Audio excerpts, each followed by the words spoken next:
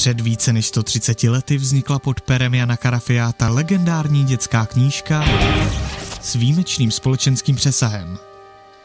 Dnes je již legendou, kterou je na čase probrat. Broučci vycházejí ve značně oprášeném kabátě a poprvé ve 3D. Lítají s baterkou a své příběhy od pasu komentují.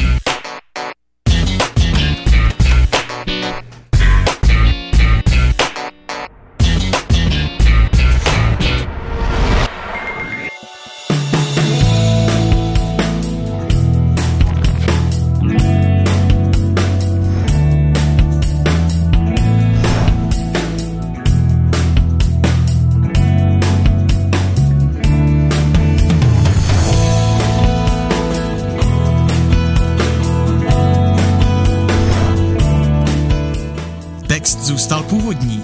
Ilustrace Aleše Čumy ale nabízí nový rozměr legendy.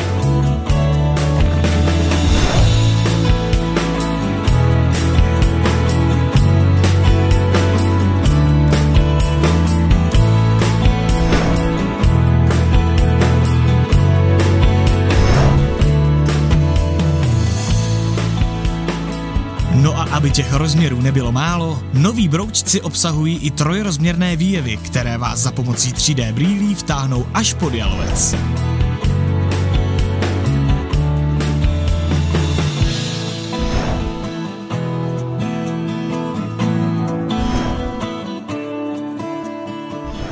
Z nových Broučků ale určitě jaloví nebudete.